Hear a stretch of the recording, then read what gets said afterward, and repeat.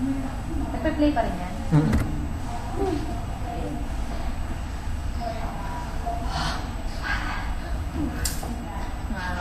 Good afternoon, sir. We are here in front of you to discuss about our proposed system entitled Developing an Online Reservation of Class Schedule for the Life of Philippines University Laguna.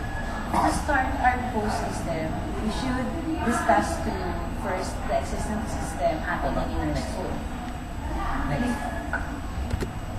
Here is the existing system of the enrollment here in our school.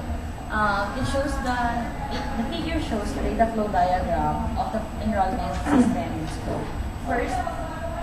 First, the student must get his grade slip to the college department by presenting his ID, then followed by going to the first bureau of the registrar's office and to present his grade slip with his ID to acquire the SPDSU form and schedule. Once he acquired this, he can now go through the accounting office to pay his desired tuition fee. After that, after paying his tuition fee, he can go now to the college secretary to get his registration form. And that is the process of the enrollment here in nursing. In this kind of traditional way of enrollment, many researchers found out that there are problems occurring in this situation. To be discussed by Ms. Jovajin Oba. Here is the problem of the study.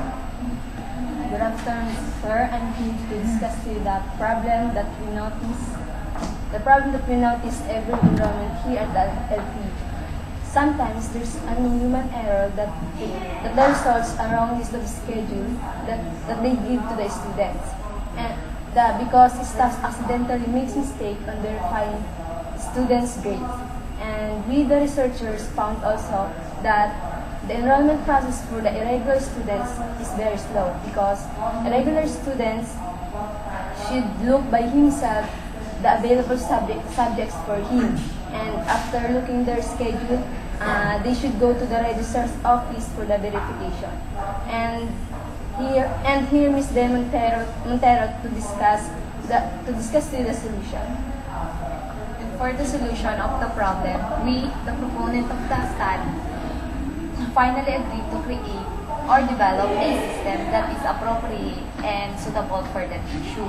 We will develop online reservation of class schedule to provide the process of enrollment in the Lyceum that automatically verify the past subject of the student. And the system will generate and offer the available subject for the student. And if we successfully create that system, we will first test the liability, accuracy, and evaluate it for the pre-enrollment process.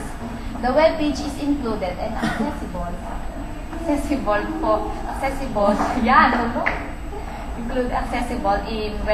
in Lyceum website. In connection to that, the duplication, the mismatching, and the wrong recommendation of the subject will be avoided. And for the conceptual framework, here is Mr. Barcelona. Okay. I'm here to discuss the conceptual framework of our proposed system. We use the conceptual framework in research to outline the possible courses of actions to present a preferred approach to an idea or thought. The input will be processed to produce an output. To start, here are the inputs for our proposed system. Subject schedule and students' personal information from the school database server. Second is the students' login and browse information. Third is the students choose to view grades. Fourth, students choose to view available block sections, subjects, and schedule. Lastly, students make class reservation and update personal information. And the processes needed to have a desired output is the following. First is to acquire the contents of the database of the students. Second is to retrieve students' information, in this case, semester's grades. Third is to retrieve students' information and generate recommended subjects to the student. Lastly, reserve a slot for a student for his or her chosen schedule. And lastly, the output. Here are the outputs of the said system. First is accurately display schedules. Second is to the students can view and print their grades. Third is that students reserve a slot for his or her desired schedule. Lastly, students can update their personal information. And here is Miss Montero to discuss the proposal. Montero? Ay, Montano. Toto.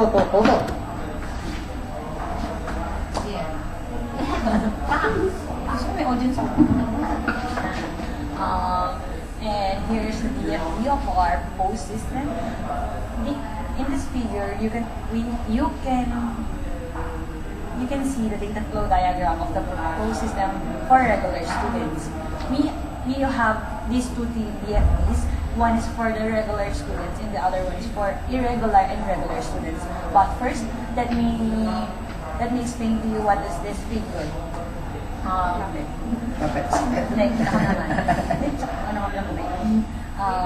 The only entity in this proposed system is, of course, the student. The student must provide his login information using his student ID and password.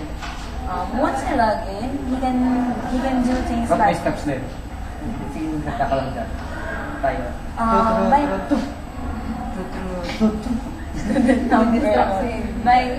Once he entered the homepage of ECNABOR, the system will automatically check the student status if he is a regular student or irregular student. And in this figure, he is a regular student.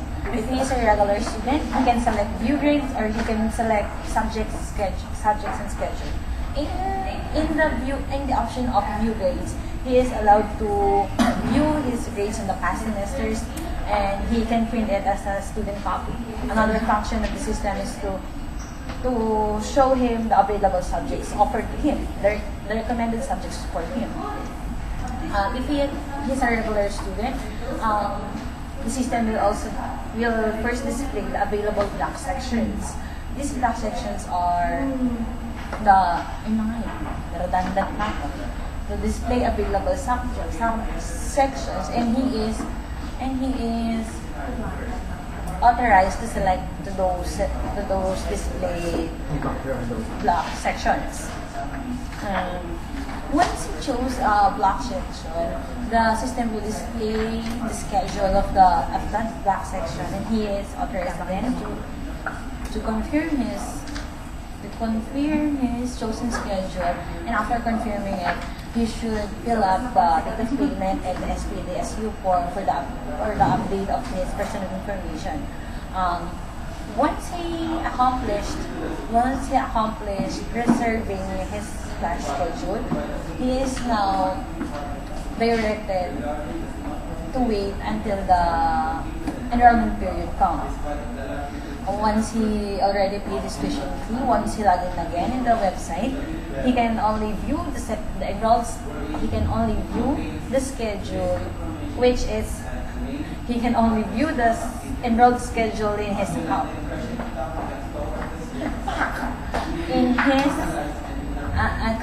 And the other DFD is for the regular and irregular students. We all know that a regular student has also the capability to make his own schedule. So he is the part of this DFD, and irregular students are not allowed to join to the block sections, to the whole schedule of block section. So they are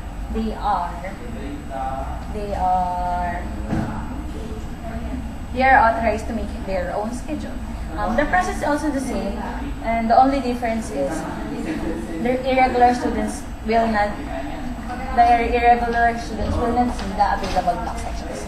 And we hope that this proposed system that we pinaghirapan, is it pinaghirapan? Ending na kasi. Pinaghirapan. Work hard. That we work. That work hard. We work hard. Ano ba? Tatanong ako dito. And that we hope that this online reservation of class schedule for LPU Laguna will greatly benefit the school and the purpose. Ano ba sentence? Ano sabi ko? Pinaghirapan. Ano? Sana yung trust natin during magbunga ng